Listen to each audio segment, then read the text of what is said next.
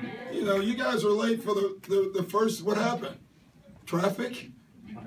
Huh? Okay. All right. Doc, except for that one spread in the third quarter where they did erase all of the 15-point lead, Yeah. would you say that this was maybe your most complete game? Yeah, you know, except for the one stretch. Like I said before, we just keep having these stretches, you know, and this one was a little more frustrating because we were getting great shots, you know. Again, you know, Chris missed a couple in the paint, Blake missed one, JJ missed two, and you're thinking, oh boy, here we go, you know. And what was good early on is even though we were missing, for the first 3 or 4 misses, they didn't score. But you kept thinking at some point either we're going to make a shot or they're going to make one, and then they're going to get back into the game, and they did that. They made a lot of big shots. You know, I said it in preseason. I really like that team. They're young, but they're gifted, and they're going to be tough. Did you feel that they had too many open shots, though, tonight? No, I didn't. You know, overall, they spread the floor, and a lot of their open shots were their bigs behind the three. You know, we gave up a couple of big threes. The one that Haywood where we went under, that was bad defense. But overall, I thought defensively, you know, was better. Talk about Reggie Paul. Your thoughts on Chris Paul getting a triple-double on what I believe is still a mildly sprained foot? Well, that's true. You know, you've added color to his triple-double. Thank you very much. Yeah, I mean, that's who he is. He's just a tough guy and a warrior. You love having him on your team. I didn't know he had the triple-double until walking in here, and that's just, you know, a 6-foot guard getting a triple-double is really impressive. You know, it really is. You would think he would get his with steals, not rebounds. But he's just a tough guy. He has the greatest hands that I've ever seen, you know, around the ball. It's just amazing what he can do.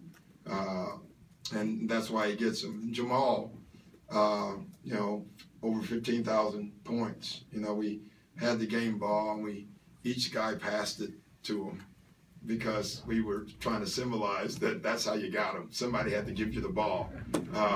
And then, of course, every time we passed it to him, he held it and shot it, which is good. That's what you want him to do. How big a spark was Reggie off the bench? He was great. You know, he got lost a couple times defensively. Unfortunately for him, the day you play him, he has to play against Haywood, who I've had a man crush on for 2 years. I mean, the kid's amazing. But, you know, Reggie was great. And he did what he does. You know, he made shots, and that's what he does. So that was good for us. It was great for his confidence, you know. And I think that'll help us going forward. Did you feel like there were more stretches of tonight's game where you guys played your best basketball? Yeah, I did. You know, we still haven't sustained that game yet, you know, but we're getting closer. I believe that. Most teams normally wouldn't do that on the 4th and 5 minutes. That's usually the slippage happens. Yeah, well, the slippage happened yesterday. I think you could feel that in the locker room. Our guys knew that, and they knew that. I think going into this, they all thought the same way we thought, that the 4th game would be the hard game. But after what happened yesterday, you could see that they were not going to let 2 of them happen. You know, they were home games too. How about the rebounding tonight? How did you see that? Visually, I saw it pretty good. I haven't even looked. What happened? Can you tell me? Should I look? Yeah. Again, I keep telling you guys about the out-rebounding. Were you here before? When you take 20 more attempts, do you understand that the other team's going to have more rebounds? You do get that. Okay. How about offensive rebound? Okay. That is the one area that we didn't do a great job. But it was 9, you know, 9-5. That's not all bad, you know. But the other one, okay, do we need to go over it again? Anybody from USC, can you explain? You also talked about it all training camp. Yeah, I did. Need to work on. I did, and it's something we want to work on, but I think overall it's been pretty good. You know, it really has been. Going by the good rebounding teams that we've played, Sacramento being one, and Oklahoma after the Portland game, you know, and what we did in both of those games, I was happy. Doc, Blake's been doing a lot of the outside jumpers, relying on that for his offense. And tonight it looked like he didn't really even do much work in the post until the fourth quarter. Yeah. Are you okay with that? Do you want Yeah, you know, they're tough, they're big. You know, on some nights you want to move them around, you know, and I thought we did that tonight. But, you know, early on he did post a lot, but he kept throwing it back out and stepping up, and we scored on it. And I thought that movement loosened up the post for him late.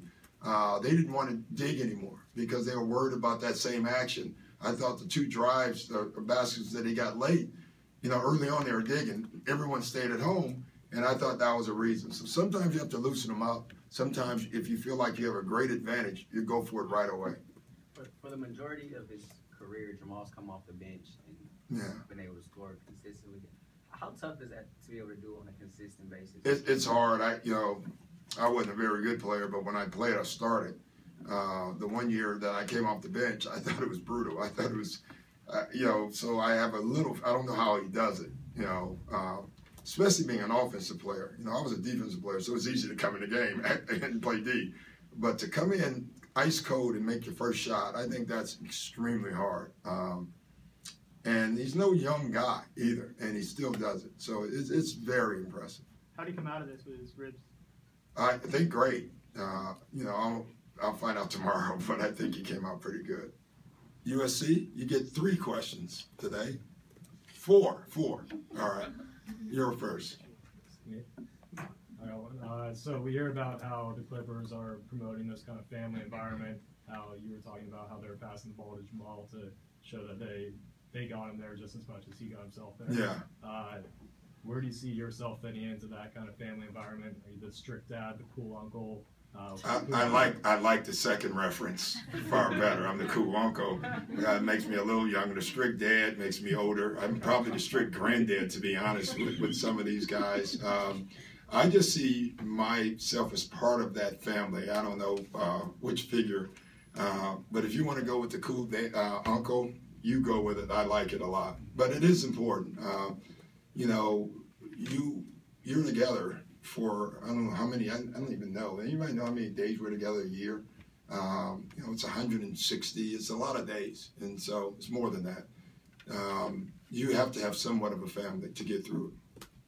Good question. Next. So I noticed all the players are growing out little mustaches for No Shave November. Where's yours? It's not going to happen.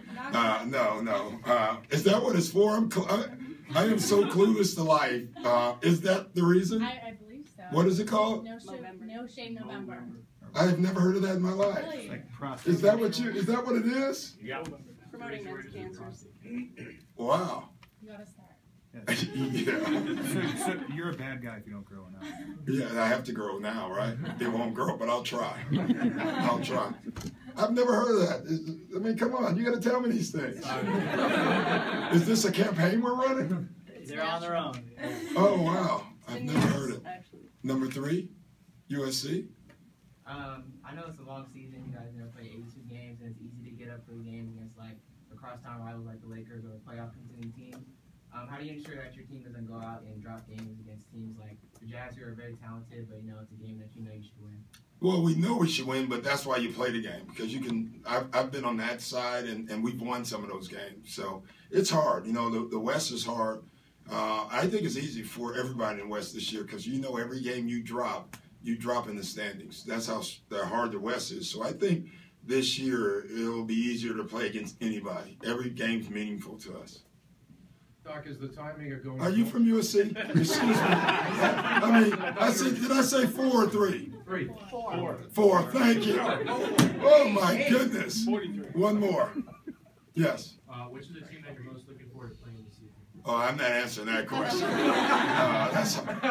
That would be like USC saying UCLA. You know. Your team performing against another player. Oh, no, I can't answer either one of those questions. I will say this. We're looking forward to playing everyone. That's the politically correct answer. Okay. Is this good timing to go to Golden State, your favorite place? And I don't think there's ever a bad time. No, I mean... I'm serious. I don't think there's ever... Bring the best out of your guys, though. Either it will or it won't. But either way, it's never a bad time to go play a rival. It's always fun. It always, especially in the regular season. They're just, like the young man said, there's so many games. So anytime you can get a game with flavor, would that be a good way of saying that? Or is that too old?